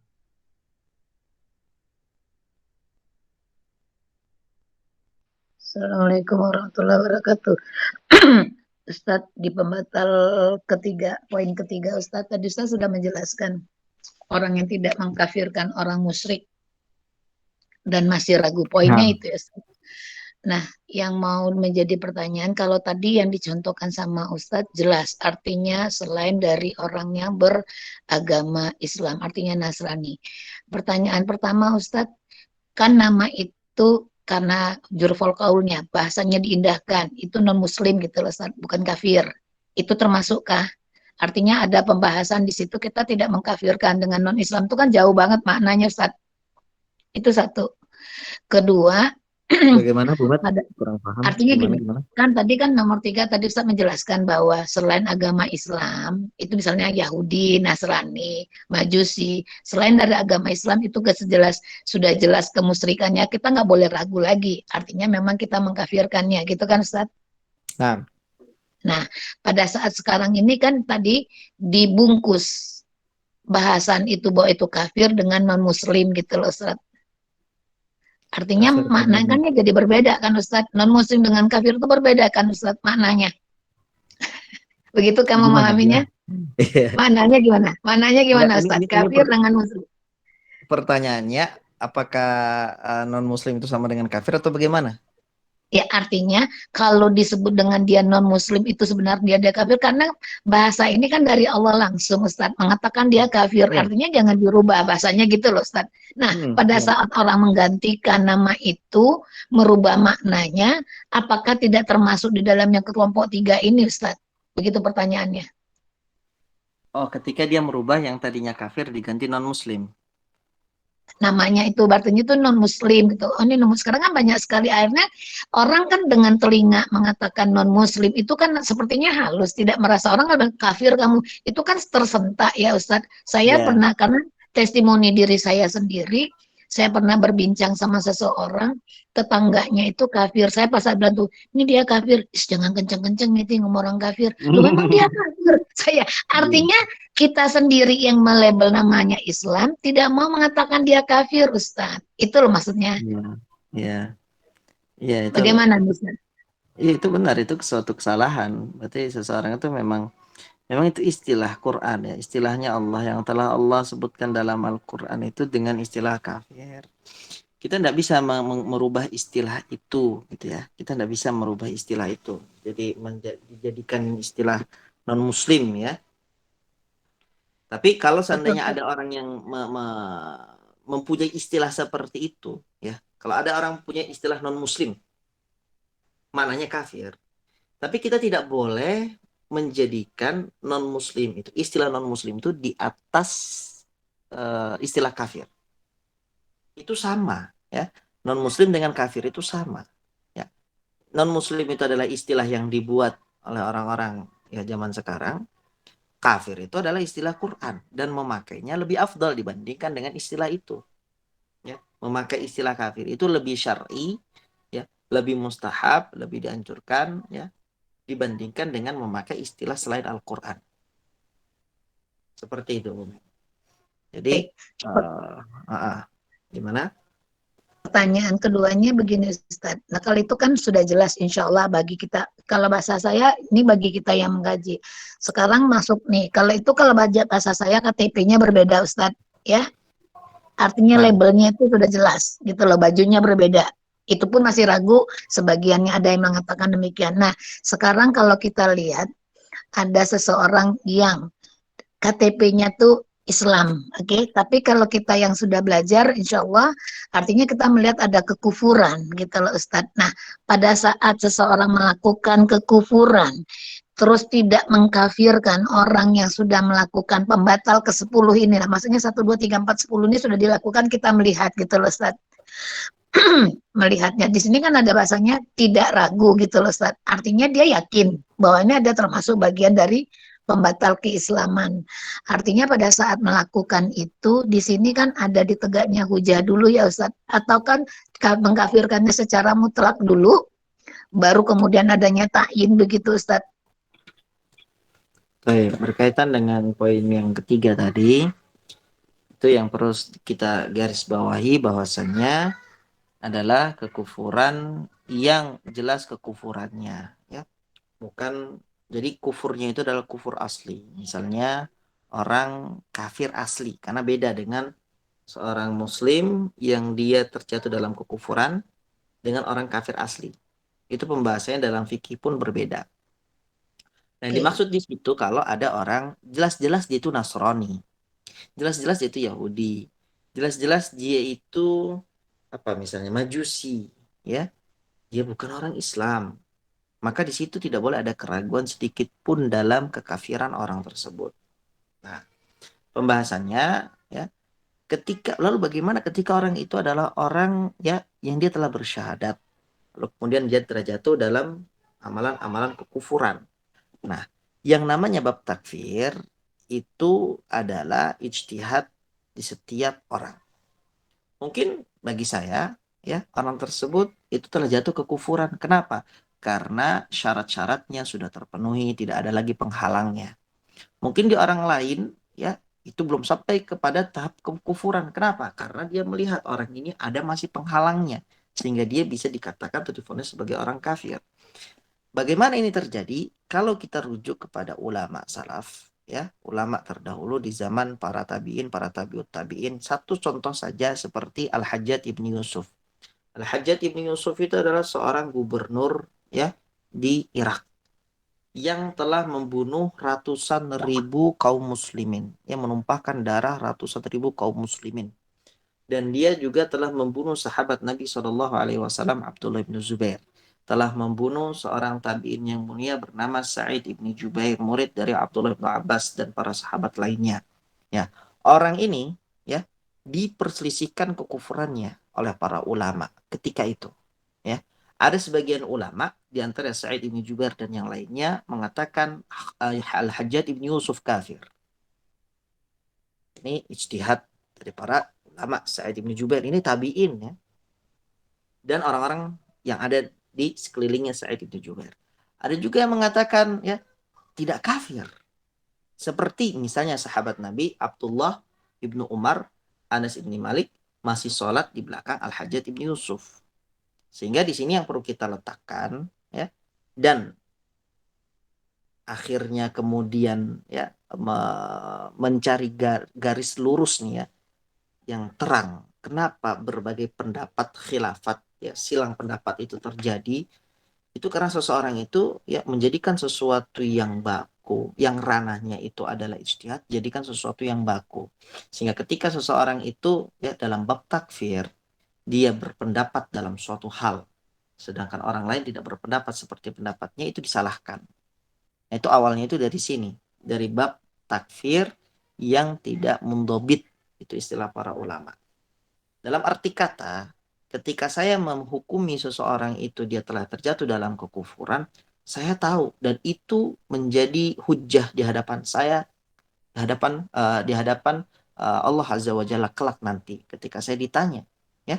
Saya berpendapat dia ini kafir. Kenapa? Karena dia telah tahu, ya. Dia tidak bodoh, dia sudah sampai ilmunya, dia kemudian tidak ada mawani takfirnya ya. Dia tidak dalam keadaan terpaksa ya. Dia tidak ini dan tidak itu ya. Dia tahu benar-benar dan dia melakukannya. Ini orang telah jatuh dan tervonis dalam keadaan kekufuran. Ada orang lain dari sisi lain ya. Dia tidak sampai ya kepada apa yang telah saya ketahui dari kondisi orang tersebut. Dia berpendapat orang ini belum sampai kepada tahap kekufuran. Kenapa? Karena dia ada mawanik-mawaniknya. Syarat-syarat kekufuran atau takfir itu belum sampai kepada dia. Atau belum terpenuhi pada diri dia. Nah, ini harus dibedakan. Yang dibicarakan oleh di sini al-mu'allif ini adalah kekufuran yang jelas. Ya, bukan ranah takfir yang sifatnya ijtihad. Karena kalau ranah takfir yang sifatnya ijtihad, maka setiap orang itu akan memiliki pendapat yang berbeda dengan orang lain. Seperti kasusnya Al-Hajjaj bin Yusuf itu. Ya. Dan tidak ada Abdullah, misalnya Sa'id ibn Jubair, itu mengkafirkan orang-orang yang tidak mengkafirkan Al-Hajjaj bin Yusuf. Karena itu nanti ya itu akan sampai kepada satu titik yang disebut oleh para ulama dengan takfir musalsal. Ya, pengkafiran secara berantai. Kenapa? Berawal dari salah paham terhadap poin ini. Dia mengatakan, orang ini kafir menurut saya. Orang yang tidak sesuai dengan pendapat saya berarti dia kafir. Yang tidak sesuai lagi berarti kafir. Yang tidak sesuai berarti berantai. Ya, kekafiran secara berantai. Dan ini yang banyak sekali menyebabkan ya perselisihan dalam khususnya permasalahan ini. Wallahu ta'ala a'lam. Artinya Ustadz Afwan, ini berarti yang di nomor 3 ini saya harus merevisi pemahaman saya. Artinya di sini bukan bab ya sebagaimana pentakfiran ya Ustadz, tapi yang sudah jelas tidak ada perselisihan ulama ataupun para sahabat ya Ustadz. Artinya sudah jelas ya Ustadz ya. Konteksnya adalah kafir asli, bukan kafir asli yang terjatuh dalam kekufuran gitu. Ya, artinya di sini tidak ada yang nanti ke bab yang lain yang baru tadi Ustaz bilang itu ada yang tadi disebut dengan takfir berantai itu ada Kak Ustaz, kekafiran secara berantai itu dibenarkan nggak Ustaz? Adakah? Tidak dibenarkan. Tidak dibenarkan. Tidak dibenarkan. Maka harus kembali yang namanya itu adalah perkara ijtihad. Tidak ada kafir berantai ya? Iya. Itu kacamatanya menilai. Kan takfir itu kan vonis kan. Vonis yang diberikan. Setiap orang punya penilaian sendiri-sendiri. Setiap orang mempunyai penilaian sendiri-sendiri. Dari apa yang telah dia kaji, dari apa yang dia lihat, dari apa yang dia pelajari. Jangankanlah masalah takfir. Jangan masalah takfir. Mungkin masalah takfir terlalu tinggi ya. Masalah ya tafsik tabdi saja. Terkadang kita itu silang pendapat dengan teman kita. Kita menilai orang ini seperti ini. Tapi teman kita ini punya sudut pandang lain. Ya. Oh, kita melihat ini orang kok dia gak sholat ya. Ini orang kok tadi gak sholat jamaah di masjid. Teman kita tahu. Dia itu musafir, makanya dia gak sholat. Nah, itu dalam satu kasus saja yang kecil seperti itu terjadi silang pendapat. Ada orang yang melihat, mengetahui apa yang tidak kita ketahui. Ada terkadang kita mengetahui apa yang tidak diketahui oleh orang lain. Dan yang seperti ini, pendapat yang seperti ini tidak bisa dipaksakan, tidak bisa diilzam. Ya. Kecuali kita sudah jelaskan baik-baik. Ini, saya berpendapat seperti ini, karena orang tersebut, saya nilai begini. Dia sudah tahu, dia tidak terpaksa, ya. Dia sudah tegak hujah padanya, ya. Tidak lagi dalam keadaan bodoh. Nah, baru kasus seperti ini, ya. Ini orang tersebut, ya, dia harus paham dan dia menerima itu. Tapi kalau seandainya saya katakan ini orang menurut saya kafir, lalu kemudian ya vonis saya terhadap orang ini harus diterima oleh orang lain. Kalau ada orang yang tidak menerima, maka dia ikut kafir juga. Nah, ini masalah nanti timbulnya. Seperti itu Allah. Baik Ustadz, artinya berarti ya alhamdulillah jadi clear saya artinya bab nomor batal ketiga ini tidak sebagaimana yang dipahamin bahwa bukan bab yang untuk apakah kafirannya itu bukan yang seperti yang dipahamin selama ini Ustadz gitu loh. Itu yang di harus dirubah. Terus tadi yang di sini jelas ya Ustadz berarti bab takfir itu Allah membebankan seseorang sesuai dengan ilmunya ya Ustadz. Artinya gitu ya. Artinya bisa jadi Ustadz mengkafirkan karena saya terbatasnya ilmu, saya tidak mengkafirkan karena ilmunya belum sampai di sana. Bisa begitu ya Ustadz? Iya, benar. Baik Ustadz, jazakallah khair.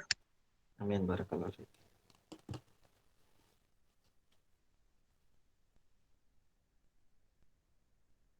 Jazakumullah khairan wa barakallahu fikum. Pertanyaan dari jemaah dan jawaban dari Ustaz Abu Ayyub hafizahullah taala. Baik, karena waktu sudah menunjukkan jam 14.30, jadi kajian kita cukupkan sampai di sini dulu. Jika ada pertanyaan lagi, insyaallah bisa dilanjutkan pada kajian pekan depan insyaallah taala. Baik, ana mewakili jemaah mengucapkan syukron jazakallahu khair wa barakallahu fik atas keluangan waktu, ilmu dan nasihat dan ilmu yang disampaikan oleh Ustaz Abu Ayyub hafizahullah taala. Semoga Ustaz dan keluarga serta kita semua selalu berada dalam lindungan Allah taala, dan semoga kita semua mendapatkan rahmat Allah taala untuk masuk ke dalam surga firdausnya. Amin ya rabbal alamin. Mari kita tutup majelis ini dengan membaca doa kafaratul majelis. Subhanakallahumma bihamdika asyhadu an la ilaha illa anta astaghfiruka wa atubu ilaik. Wassalamualaikum warahmatullahi wabarakatuh. Waalaikumsalam warahmatullahi wabarakatuh. Jazakumullah khairan Ustaz. Alhamdulillah.